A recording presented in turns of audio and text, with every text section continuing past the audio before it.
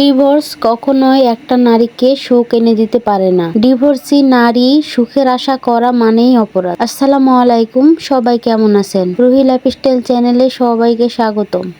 2020 সালের ফেব্রুয়ারি মাসের 2 তারিখে আমার বিয়ে হয়। তো ছেলেটা ছিল খুবই ভালো, সুদর্শন। তো সবকিছু মিলে আমার বাবা মা তার সাথে আমাকে বিয়ে দেয়। 2022 সালে আমার একটা মেয়ে সন্তান হয়। তো আলহামদুলিল্লাহ আমাদের দিনটা ভালোই চলছিল, কিন্তু মাঝে মাঝে একটু খুঁটিখাটি হতো আমাদের মধ্যে। তো খুবই রাগ হতো, এরকম করছে কেন। বাবার বাড়িতে যে বললে বাবা মা বলতো, ভাই বলতো যে চলে আয়, তোকে আমরা দেখবো, ওখানে সংসার করতে হবে না।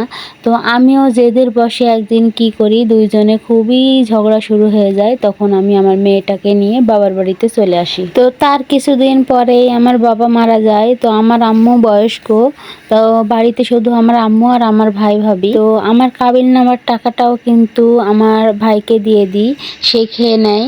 তো যাই হোক, কিছুদিন ভালোই ছিলাম, তারপর থেকে শুরু হয়ে গেল যত সব অশান্তি। তো সারাদিন কাজ নিয়ে কথা শুনতে হতো, চলাফেরা নিয়ে কথা শুনতে হতো, মেয়েকে একটু বেশি খেতে দিলে কথা শুনতে হতো। তো ছোট বাচ্চা, তাকে তো এটা সেটা দিতেই হয়, তো সেই জন্য কথা শুনতে হতো। আর সারাদিন সকাল থেকে সন্ধ্যা পর্যন্ত এমন কোনো কাজ নেই যেটা আমি করতাম না। আমাকে বলার আগেই কিন্তু আমি যে সব কাজ করতাম। তারপরেও আমার ভাইয়ের বউ আমাকে অনেক কথা শোনাতো, অনেক কষ্ট দিত।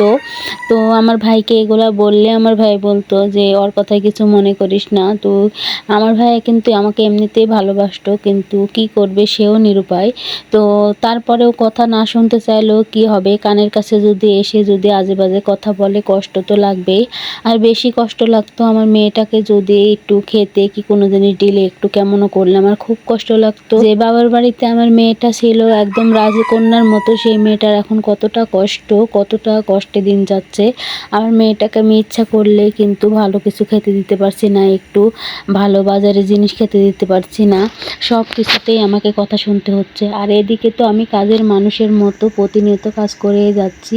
আর আমার আম্মু তো বয়স্ক মানুষ, আমার আম্মু কি বলবে, আমার আম্মু তো তাদের উপরেই চলে। তো এখন একদম ধুকে ধুকে আমার মনে পড়ে যে স্বামীর বাড়িতেই তো ভালো ছিলাম, একটু না হলে বকতো, একটু না হলে ঝগড়া হতো, প্রত্যেকটা সংসারেই তো ঝগড়া হয়। তো একটু কেন ধৈর্য ধরে থাকলাম না? নিজের সংসারের তো দাবি আলাদা, আর স্বামী মাথার উপরে থাকা আলাদা। স্বামীর কাছে যেটা পারবো, আবার আমার সন্তানকে যেভাবে তার বাবার কাছে সবকিছু পাবে, কোনো জায়গায় যেহেতু সেইভাবে সবকিছু পাইবে না, এগুলো অনেক মনে পড়তো।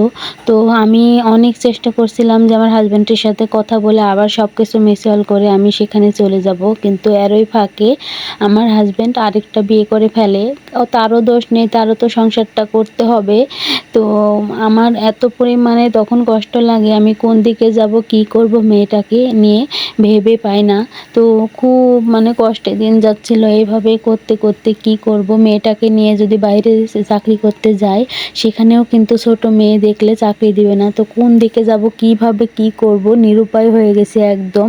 আর কান্নায় একদম বুকটা ফেটে যাচ্ছে, কোন দিকে যাব আমি কোনো কুল কিনারা পাচ্ছি না। তো একদিন হঠাৎ করে আমার একটা বান্ধবীর সাথে যোগাযোগ করে আমি আমার মেয়েটাকে নিয়ে গার্মেন্টসে চলে যাই, সাথে আমার মাটাকেও নিয়ে যাই।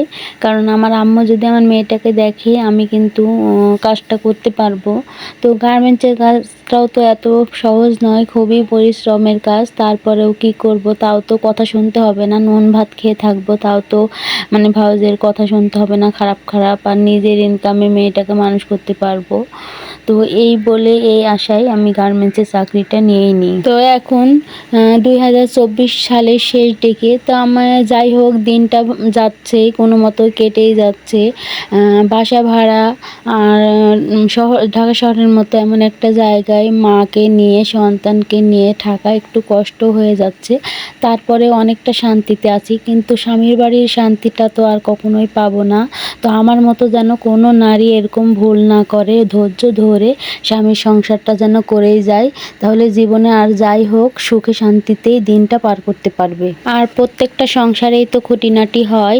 তো আমার প্রত্যেকটা মা বোনকে আমার অনুরোধ রইল, আমার গল্পের মাধ্যমে সবাইকে আমি জানিয়ে দিতে চাই, আপনারা কেউ ভুলেও এ কাজটা করবেন না। ফ্যামিলির কথাই বা কারো কথাই নিজের সংসারটা ছাড়বেন না, নিজের সংসারটা আঁকড়ে ধরে থাকবেন, দেখবেন একদিন না না একদিন সুখের মুখটা দেখতেই পাবেন। আর নিজের সংসারে নিজের স্বাধীনতা আছে, অন্য সংসারে গেলে সেই স্বাধীনতাটা কখনোই পাবেন না। স্বামীর সংসার, স্বামীর জিনিসের উপর সবচেয়ে অধিকার বেশি আপনার, আর সেই অধিকারটা কখনোই ছাড়বেন না।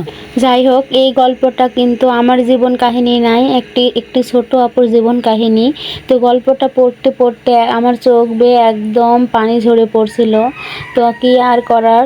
তো আপনারা যদি এরকম সুন্দর সুন্দর গল্প আমার ভিডিওর মাধ্যমে তুলে ধরতে চান, অবশ্যই আমাকে SMS করে পাঠাবেন।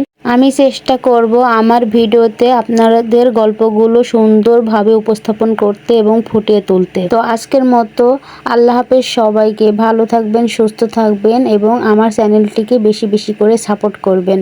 আর অবশ্যই সাবস্ক্রাইব করে পাশে থাকবেন, আর একটা করে লাইক দিতে ভুলবেন না। যদি আমার ভিডিওর কোনো অংশ আপনাদের ভালো লাগে, অবশ্যই লাইক দিয়ে পাশে থাকবেন।